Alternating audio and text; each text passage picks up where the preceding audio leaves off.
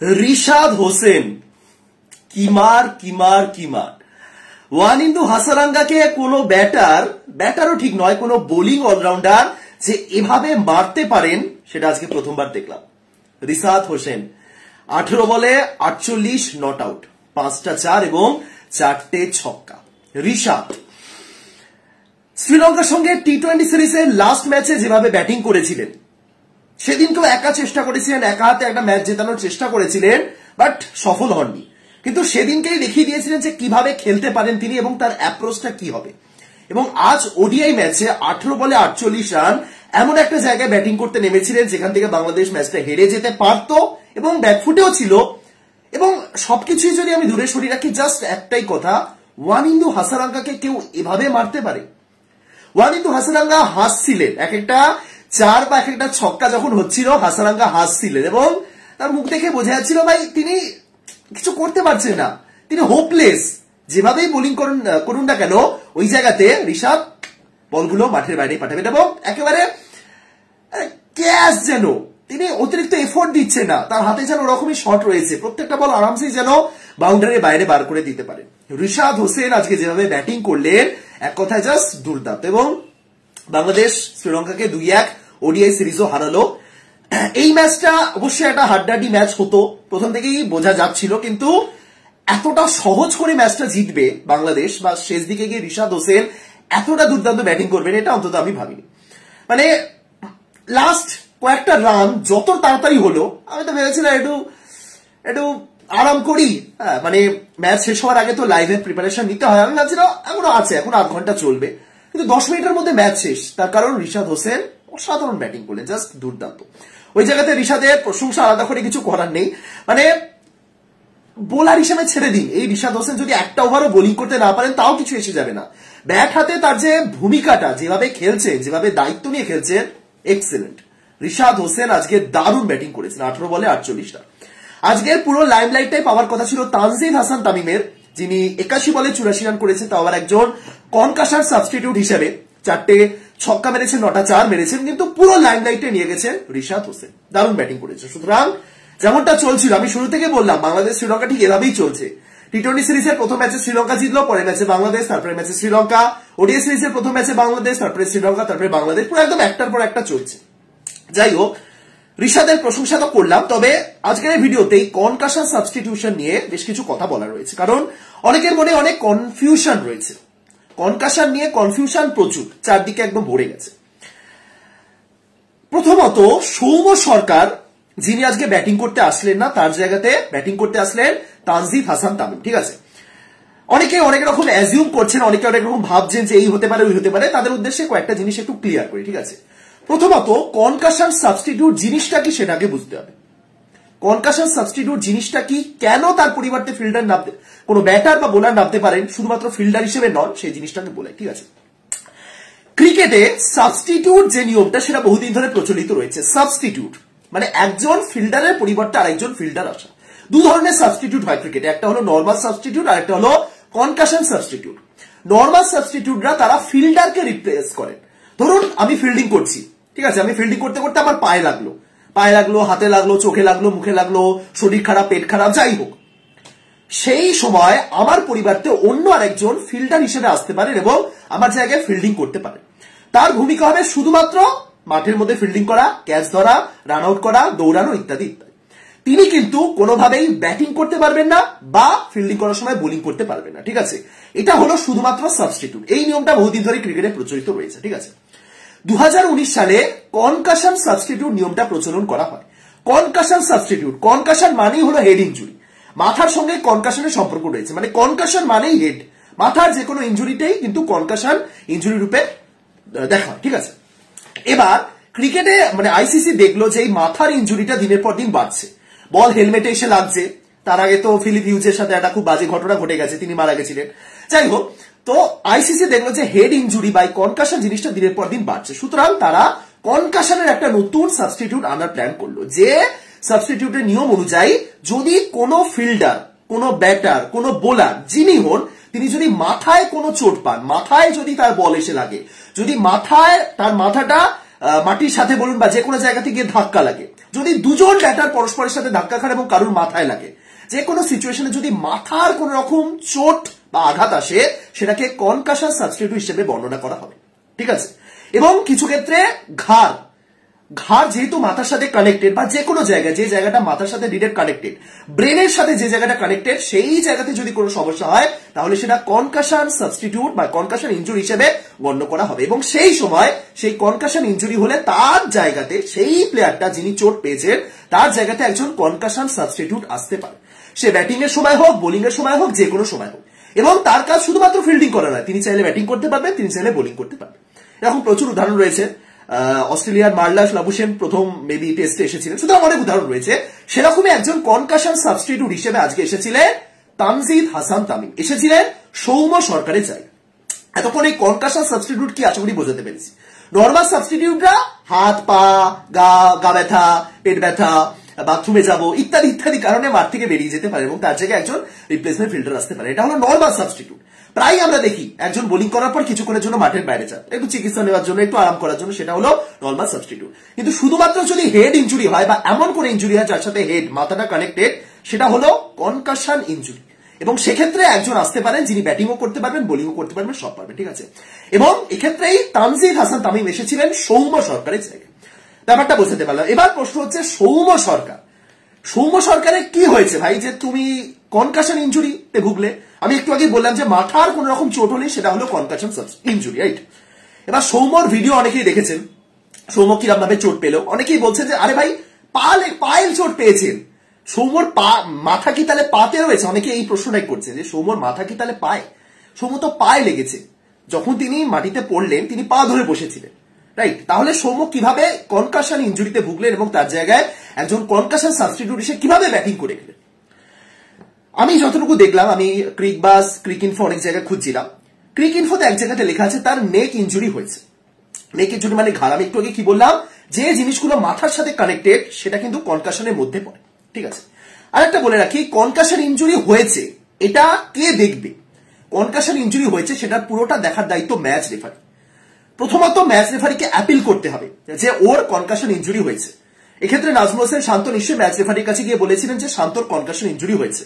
Match referee দেখলেন, ব্যাপারটা বুঝলেন, তাকে অ্যাপিল করা হলো, তিনি দেখলেন, তিনি মনে করলেন যে ঠিক আছে, না আসলে এর কনকাশন ইনজুরি হয়েছে এবং এর রিপ্লেসমেন্ট একজনকে আনা যেতে পারে, তবেই কিন্তু তানজিদ হাসান তামিম আসতে পারবেন বা যে কোনো প্লেয়ার আসতে পারবে। সুতরাং এই যে সৌম্যর কনকাশন ইনজুরি হয়েছেন এটার অ্যাপ্রুভাল কিন্তু ম্যাচ রেফারি দিয়েছে, এটা মাথায় রাখো। এবার তাহলে প্রশ্ন হচ্ছে যে সৌম্য সরকারের কি কিসে লাগলো? এই যে নেক ইনজুরি, ক্রিক ইনফোতে লেখা আছে সৌম্যর নেক ইনজুরি হয়েছে, কোথায় নেক ইনজুরি হলো? তিনি তো র্যান্ডম তো মাটিতে পড়ে গেলেন, রাইট? যেটা বলা হচ্ছে যে সৌম্য সরকার তিনি গিয়ে বিলবোর্ডে ধাক্কা খেয়েছেন, যে ভিডিওটা আমরা দেখেছি সেখানে কোথাও কিন্তু ধাক্কা খান, কিন্তু বলা হচ্ছে তিনি যখন পড়ে গেছিলেন এবং পা ধরে যখন একটু মানে হয় না যে মাটিতে পড়ে যাওয়ার পর পায়ে লাগার পর একটু আমরা গড়াগড়ি খাই, তখন নাকি তার মাথা বলুন তার ঘাড় বলুন সেটা বিলবোর্ডে গিয়ে ধাক্কা খেয়েছে, সাইডে যে অ্যাডভার্টাইজমেন্ট চলে যেখানে। তো সেই হিসাবে বলা হয়েছে যে এটা তার ঘাড়ে লেগেছে এবং ম্যাচ রেফারি তিনি দেখেছেন, তার মনে হয়েছে আসলেই হয়তো হয়েছে এবং তিনি অ্যাপ্রুভ করেছেন, ঠিক আছে। সুতরাং অ্যাপ্রুভালটা রেফারির তরফ থেকে এসেছে, আমাদের কিছু করার নেই। বাংলাদেশ অ্যাপিল করেছে, রেফারি মনে করেছেন যে না ঠিক। এবার যদি কারোর মনে হয় যে না রেফারি এটা ভুল সিদ্ধান্ত দিয়েছে, তাহলে রেফারি এগেন্স্টে কিছু করা যেতে পারে। এক্ষেত্রে বাংলাদেশের সৌম্য সরকার বলুন বা নাজমুল হোসেন শান্ত, তাদের কোনো দায় নেই। আসলে এই কনকাশন ইনজুরি ক্ষেত্রে কিন্তু লুপ হোল রয়েছে দু তিনটে। প্রথমত, তোমার ঘাড়ে লেগেছে না মাথায় লেগেছে তার প্রমাণ কি, রাইট? এই যে কনকাশন ইনজুরি যেটা হয়, তোমার প্রমাণ কি যে ঘাড়ে লেগেছে না মাথায় লেগেছে? তুমি ম্যাচ চলাকালীনও যদি তোমার মাথায় লাগে, তোমার সেই চোটটা গুরুতর নাকি কম গুরুতর সেটা কি করে বোঝা যাবে? বোঝা যাবে না। সুতরাং কিছু লুপহোল রয়েছে এবং সেই হিসাবেই তারা অ্যাপিল করেছিল। আসলেই সৌম্য সরকার নিশ্চয়ই একটু মানে কি বলবো, তার লেগেছিল, চোট পেয়েছিলেন, নয়তো তিনি আগের ম্যাচেই ফর্মে ছিলেন, র্যান্ডম তার জায়গায় আরেকজনকে নামানো তো কোনো মান হয় না, তাই না? সুতরাং মেবি কিছু হয়েছিল এবং আম্পায়ার মানে ম্যাচ রেফারি অ্যাপ্রুভাল দিয়েছে, ঠিক আছে। সুতরাং এটা ক্লিয়ার যে কি কারণে সৌম্য সরকার পায়ে লাগার পরও বেরিয়ে গেলেন। যতটুকু আমি দেখলাম তার ঘাড়ে লেগেছে, ঘাড় এবং ঘাড়ের সাথে মাথা কানেক্টেড, ম্যাচ রেফারিও অ্যাপ্রুভাল দিয়েছে। দ্বিতীয় প্রশ্ন হচ্ছে একজন কনকাশন সাবস্টিটিউট কি মানে কে হতে পারে? কনকাশন সাবস্টিটিউট হিসেবে কি আমি যাকে খুশি নামিয়ে দিতে পারি? লাইক এই যে সৌম্য সরকার আজকে বেরিয়ে গেলেন, সৌম্য জায়গায় তানজিদকে নামানো হলো, তানজিদের জায়গায় কি চাইলেই হাসান মাহমুদকে নামিয়ে দেওয়া যেতে পারতো? এটা হচ্ছে প্রশ্ন, উত্তর হচ্ছে না। কনকাশন সাবস্টিটিউট হিসেবে কনকাশন সাবস্টিটিউটের কোনো রুল বুক নেই আলাদা করে, আইসিসি বা এমসিসি রুল বুকে কনকাশন সাবস্টিটিউটের কিছু নিয়ম নেই, কিন্তু যে নিয়মটা প্রযোজ্য সেটা হলো লাইক ফর লাইক রিপ্লেসমেন্ট আনা যেতে পারে একজন সাবস্টিটিউট ব্যাটার বা বোলারকে আনার ক্ষেত্রে। বা লাইক ফর লাইক মানে সৌম্য তিনি যদি ব্যাটিং করতে আসতেন, বাহাতে ব্যাটিং করতেন, ওপেনিং করতে আসতেন, ঠিক সেরকমই লাইক ফর লাইক একটা চেঞ্জ হলো তানজিদ হাসান তামিম, এবং সেই কারণেই তাকে আনা হয়েছে। ঠিক আছে, অনেকে বলবেন যে কোথায় সৌম্য তো অলরাউন্ডার, তানজিদ তো just batter, like for like replacement কি করে হল, রাইট? দেখুন, ব্যাটিং ইনিংস চলছিল যখন তানজিদ এলেন, সেকেন্ড ইনিংসে যখন তানজিদ এলেন জাস্ট ব্যাটিং করার দরকার ছিল, তানজিদও ব্যাটিং করে গেলেন, সৌম্য যদি আসতেন সৌম্য ব্যাটিং করতে, দুজনেই ওপেনিং করতে আসতেন। ঠিক আছে, সুতরাং আলাদা কিছু নেই, সৌম্য অলরাউন্ডার হলেও যখন ব্যাটিং করার দরকার পড়বে তখন সৌম্যর যা কাজ তানজিদেরও তাই কাজ, দুজনেই ওপেনিং করতে আসেন, দুজনেই ব্যাটার, আর কিছুই না। সেক্ষেত্রে এটা কিন্তু লাইক ফর লাইক একটা রিপ্লেসমেন্ট হিসেবেই গণ্য করা হবে। ঠিক আছে, যদি মুস্তাফিজুর রহমান ব্যাটিং করতে আসতেন, মানে মুস্তাফিজুরও তো চোট পেয়েছেন, রাইট? এবার যদি মুস্তাফিজুরের একজন কনকাশন সাবস্টিটিউট বাংলাদেশ আনতে চায়, সেক্ষেত্রে কি তানজিদকে আনা যেতে পারে? মানে ধরুন সৌম্য আজকে চোট পাননি কিন্তু মুস্তাফিজুর পেয়েছেন, তারও মাথায় একটা লেগেছে, এবার ধরুন মুস্তাফিজুরের পরিবর্তে একজনকে বাংলাদেশ আনার প্ল্যান করছে, সেক্ষেত্রে কি তারা তানজিদকে আনতে পারত? উত্তর হচ্ছে না, পারতো না। কারণ মুস্তাফিজুর একজন বোলার, তিনি ব্যাট হাতে যত রান করবেন তানজিদ তার চেয়ে অনেক বেটার খেলবেন, অনেক বেশি রান করবেন, সেটা কিন্তু ম্যাচ রেফারি অ্যালাউ করবে না। ম্যাচ রেফারিকে তখন এমন একজনকে দেখতে হবে যিনি মুস্তাফিজুরের সমকক্ষ, যিনি বোলিংটা করেন এবং দরকারে 10 নম্বর 11 নম্বরে ব্যাটিং করতে আসেন, এবং সেক্ষেত্রে একটা পারফেক্ট এক্সাম্পল হতেন হাসান মাহমুদ।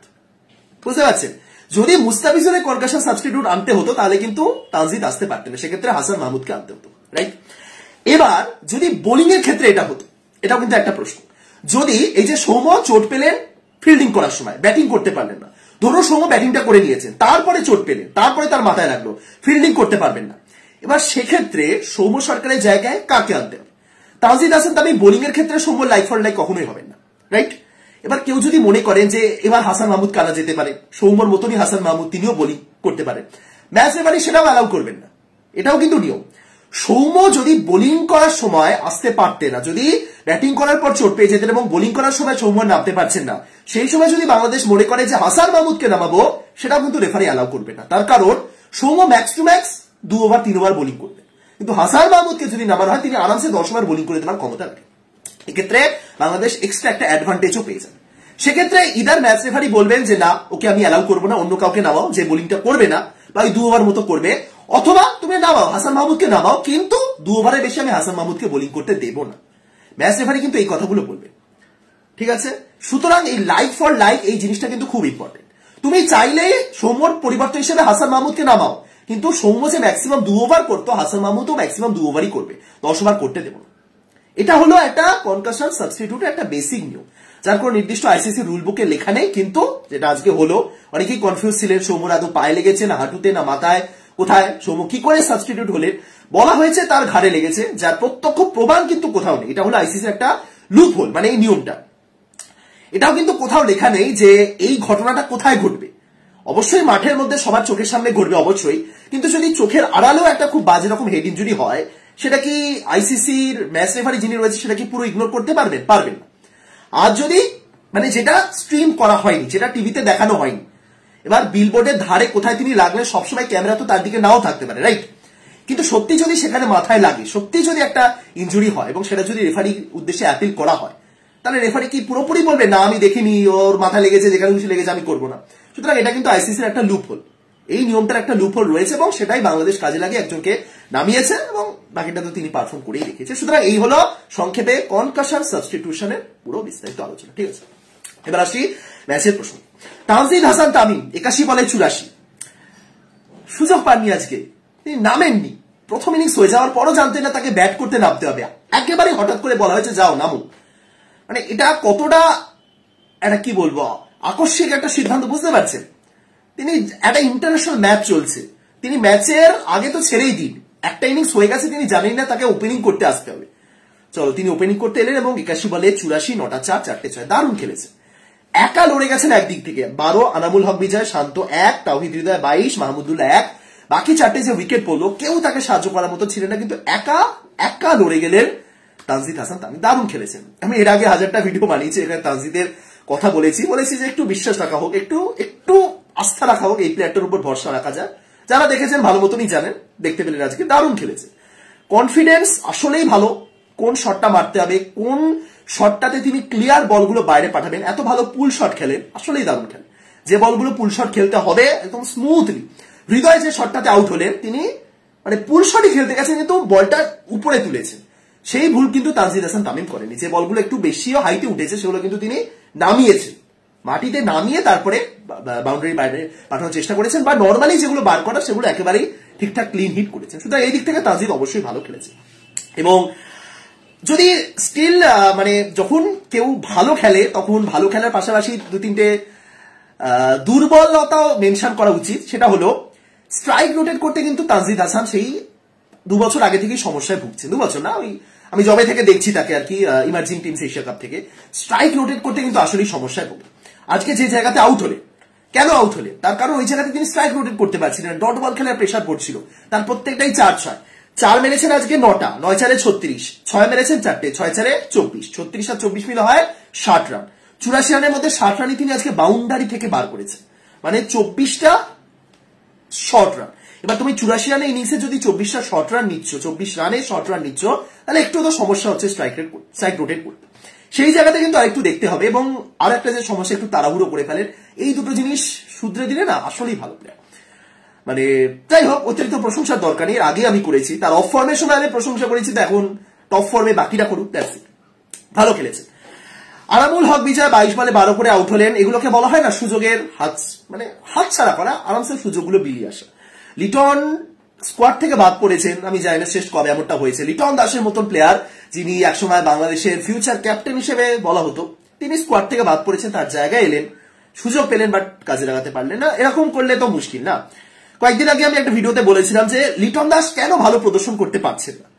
লিটন দাস এতগুলো সুযোগ পাচ্ছেন, তাও তার মধ্যে কেন সেই খিদেটা নেই যে আমাকে ভালো খেলতে হবে, বাদ পড়ার ভয় কেন নেই? তার কারণ বাকি যারা সুযোগ পাচ্ছে, লিটনের পরিবর্তে যারা সুযোগ পাচ্ছে, তাদের মধ্যেও সেই খিদে নেই। ধরুন আজ আমি টিমের একজন অটো চয়েস, আজ থেকে 2 বছর আগে আমি টিমের ফাটাফাটি একজন ক্রিকেটার ছিলাম, ঠিক আছে, সেঞ্চুরি পর সেঞ্চুরি করতাম, এবং যে কারণে আমি অন্তত সেই সুযোগগুলো ডিজার্ভ করি যেগুলো ওই পারফরমেন্স করে আমি ভরসা দিয়েছি আমার টিম ম্যানেজমেন্টকে। আমি সুযোগ পাচ্ছি, ব্যর্থ হচ্ছি, আজকে 20, পরের দিন 30, তারপরের দিন 0, আবার 0 করে আউট হচ্ছি, আমাকে বাদও দিয়ে দেওয়া হচ্ছে। কিন্তু বাদ দেওয়ার সঙ্গে সঙ্গে আমি এটাও জানি যে আমার জায়গায় যে প্লেয়ারটা আসবে সে আমার চেয়েও খারাপ প্লেয়ার। আমি জানি আমার জায়গায় যে প্লেয়ারটা আসবে সে আমার চেয়েও খারাপ প্লেয়ার। সুতরাং আমার মধ্যে সেই মোটিভেশনটা আসছে না যে কি আমার কম্পিটিটর, আমার জায়গায় এসে ভালো প্রদর্শন করবে, কটা ম্যাচ করবে, 2টো ম্যাচ পর তো এমনি বাইরে যাবে, সুতরাং আমি আবারও ফিরবো, কারণ আমার কোনো বিকল্প নেই। এই একটা ধারণা লিটনের মধ্যে চলে আসছে কোনোভাবে। মানে আমি জাস্ট এক্সাম্পল দিচ্ছি। আনামুল হক বিজয়ের আজকে পারফরমেন্স দেখুন, একটা সুযোগ পেয়েছিলেন, নেক্সট আবার পাবেন কবে তিনিও জানেন না, কিন্তু সেই সুযোগটা কাজে লাগাতে পারলেন না। আমি আনামুলের সঙ্গে একজনের খুব মিল দেখতে পাচ্ছি, তিনি হলেন ভারতের সঞ্জু স্যামসন। সঞ্জু কেন সুযোগ পাচ্ছেন না সেই নিয়ে তোলপাড় সোশ্যাল মিডিয়া। যখনই সঞ্জু সুযোগগুলো পান, লাস্ট সেঞ্চুরিটা বাদ দিয়ে তার আগে পর্যন্ত পরপর ব্যর্থতা। টি20তে 1000বার সুযোগ পেয়েছে, ইভেন টি20 বিশ্বকাপের স্কোয়াডেও এখনো তাকে অনেকে চাইছে, কিন্তু বিশ্বাস করুন যখনই সুযোগ পাচ্ছে সঞ্জু সেই সুযোগটার কাজে লাগাতে পারছেন। সুতরাং কিছু করার নেই, আনামুল হক বিজয় তিনি জানেন যে কবে ভালো খেলবেন, বাট আজকে খুব বড় একটা সুযোগ ছিল। দেখছি শান্ত ভালো খেলার মানে ভালো খেলছিলেন, আজকে একটু অফসাম্পের বাইরে সেই পুরনো রোগ ফিরে এসেছে, বাট ঠিক আছে, একটা ম্যাচ দেখে তো যাচাই করা যায় না।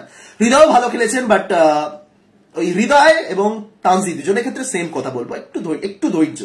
আগের দিন হৃদয় যে ধৈর্যটা দেখেছেন সেটাই কিন্তু দরকার, সেই ম্যাচুরিটিটা দরকার, সেটা মাঝে মাঝে একটু মিস হতে পারে। বাট মাহমুদুল্লাহ 4 বলে 1, আগের দিনও বলেছি আজও বলছি, মাহমুদুল্লাহ সিনিয়র প্লেয়ার হিসেবে যে দায়িত্বটা দেখানো উচিত সেগুলো দেখাতে হবে। আগের দিন খুব বাজে শট মেরেছেন, বাট আজকে কিছু বলার নেই। যাই হোক, তিনি ভালো প্লেয়ার, এবার এরকম মিস করলে, এরকম ব্যর্থ হলে মুশকিল। এটা একটা ডিসাইডিং ম্যাচ ছিল। যাই হোক, মুশফিকুর রহিম আসলেই ধৈর্য ধরে খেলেন, মানে কতটা দায়িত্ব রয়েছে তার মধ্যে সেটা আজকেও দেখালেন। 36 বলে 37 একদম ধরে শেষ পর্যন্ত জিতিয়ে এলেন। মিরাজও ভালো খেলছিলেন, একটা আউট হয়ে গেলেন, এবং তারপরে রিশাদ হোসেন মানে আলাদা লেভেলে 18 বলে 48, 5টা ছক্কা 4টে, 5টা 4, 4টে ছক্কা। যে বলটাতে একটা অ্যাপিল করা হয়েছিল মনে আছে, আপনারা দেখেছেন তো, যারা লাইভ দেখেছেন জানেন, একটা বলে অ্যাপিল করেছিলেন ওয়ানিন্দু হাসারাঙ্গা, যেটা রিভিউ নেওয়া হলো, দেখা গেল আম্পায়ার স্কোর একদম লেগ স্টাম্পে গিয়ে বলটা হালকা করে টাচ খাচ্ছে। আম্পায়ার্স কল এবং নট আউট দেওয়া হয়েছিল, তিনিও বেঁচে গেলেন। আমি তারপরে দেখলাম হাসারাঙ্গা আম্পায়ারকে অন্তত 2 মিনিট ধরে কিছু বললেন, বারবার আম্পায়ার চলে যাচ্ছেন তাও তিনি বলছেন, মানে মেবি তিনি বলতে চাইছিলেন যে এটা বল লাগছে, কিছু একটা কি ভাষা বলছিলেন আমি বুঝতে পারিনি, বাট অনেকক্ষণ ধরে বললেন, কারণ হাসারাঙ্গাও জানতেন যে এই প্লেয়ারটার উইকেটটা দরকার। কি হেলায় মারলেন এক একটা ছক্কা। আগের দিনই 4টে উইকেট তুলেছিলেন মেবি, যাই হোক আগের দিনই দারুণ বোলিং করেছিলেন। এবং আগের দিন আমি একটা কথা বলেছিলাম যে এই ওয়ানিন্দু হাসারাঙ্গা একজন লেগ স্পিনার, কিন্তু তার ম্যাক্সিমাম বল গুগলি আসে, তার 70 থেকে 80% বল গুগলি। এবং হাসারাঙ্গাকে কেউ যদি লেগ স্পিনার মনে করে খেলতে যায়, লেগ স্পিনার মনে করে স্টেপ আউট করতে যায়, তাহলে সে ভুগবে। আগের দিন তাওহিদ হৃদয় 49তম ওভারে, 49তম ওভারে 3টে থেকে 4টে বল ডট খেয়েছিলেন এবং এক একটা বল ডট খাচ্ছিলেন, তার ফ্রাস্ট্রেশন বাড়ছিল, প্রত্যেকটা মারার চেষ্টা করছিলেন, কিন্তু ওই জায়গাতে এত সুন্দর মেশান তিনি বল, প্রত্যেকটা যে গুগলি পড়ছিল না, গুগলি ভেবে মানে তাওহিদ হৃদয় আগের দিন যে কাজটা করছিলেন, খুব ভালো কাজ করছিলেন, সেটা হলো হুটপাট স্টেপ আউট করা নয়। বাই চান্স স্টেপ আউট করতে গিয়ে তার যদি বলের লাইন মিস করে 100% স্টাম্প আউট হবে। তিনি ক্রিজে দাঁড়িয়ে থেকে বলগুলো 6 মারার চেষ্টা করছেন, কিন্তু ওই জায়গাতে আবার গুগলি পড়ছিল, কিন্তু তিনি প্রত্যেকটাই মারার চেষ্টা করছিলেন লং অনের উপর, কিন্তু সেটা একটা কানেক্ট হচ্ছিল না। সুতরাং সেই যে ভুলটা আগের দিন করেছেন হৃদয়, 96 অব্দি পৌঁছেছিলেন, বাট ওই ওভারে যদি আরো একটা দুটো ছক্কা কানেক্ট হতো আরামসে সেঞ্চুরি হতো। যাই আজকে এই রিশাদ হোসেন মেবি আগের দিন হাসারাঙ্গার বোলিংটা দেখেছেন, আজকে ঠিক ইম্প্রোভাইজ করলেন তিনি ওই জায়গাতে।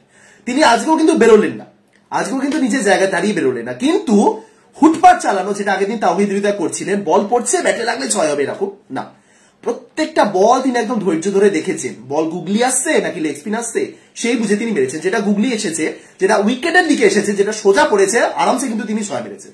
যেটা অফ স্টাম্পের বাইরে পড়েছে বা যেটা ধরুন অফ স্টাম্প থেকে একটু বাইরে পিচ হয়েছে, যেটা গুগলি হতে পারে, সেটা কিন্তু তিনি ওরকম মারতে চাননি, তিনি সেটা আরামসে অফ স্টাম্পের বাইরে খেলেছেন। সুতরাং রিশাদ হোসেন, আমি জানি না তিনি কেরিয়ার ব্যাটার হিসেবে না বোলার হিসেবে শুরু করেছিলেন, কিন্তু তার মধ্যে আসলেই টেকনিক রয়েছে। র্যান্ডম ছক্কা মারেন না, অনেকে আছে র্যান্ডম মানে ভুলভাল চালিয়ে যান। তানজিম হাসান সাকিব তিনিও ভালো ব্যাটিংটা করতে পারেন যতটুকু দেখেছি, বাট তার মধ্যে ওই প্রবণতা রয়েছে, চলো বল আসছে মানে আমি উড়িয়ে দিতে পারি, কিন্তু রিশাদ হোসেনের মধ্যে পাওয়ার তো রয়েছে, হার্ড হিটিং রয়েছে, কিন্তু টেকনিকটাও রয়েছে, সেটা আমি আজকে হাসারাঙ্গার ওভারে দেখতে পেলাম। এবং সেই কারণে হাসারাঙ্গা হাসছিলেন, এটা হচ্ছে এটা আমার একটা ব্যাপার ছিল। আসলেই ভালো ব্যাটিং করেছে, 18 বলে 48, মুখের কথা না, এটা ওডিআই ম্যাচ ভাই। আমি ভাবছিলাম কি দেখলাম, এটা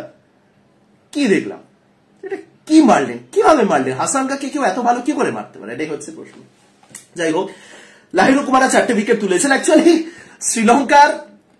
শ্রীলঙ্কার খুব বাজে রকম ভাবে বোলিংটা এক্সপোজ হয়েছে, খুব বাজে রকম ভাবে। এই যে বাংলাদেশ 6টা উইকেট হারিয়েছে, শ্রীলঙ্কার বোলারদের কৃতিত্ব দিয়েও আমি বলবো খুব বাজে ব্যাটিং হয়েছে বাংলাদেশে। কয়েকটা উইকেট যেভাবে পড়লো, খুব বাজে ব্যাটিং হয়েছে।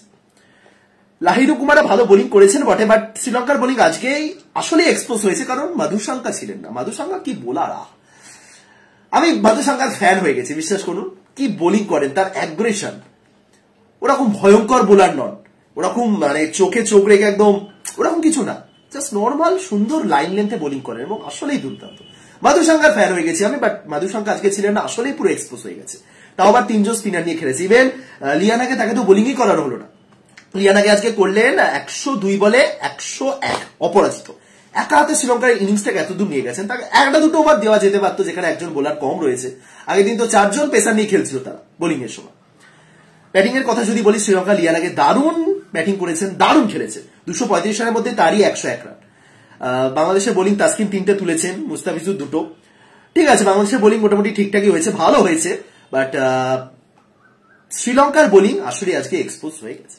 যাই হোক, এবং সবশেষে আমি যদি এখান থেকে একটু আইপিএল এর প্রসঙ্গে যেতে চাই ছোট্ট করে। মুস্তাফিজুর রহমান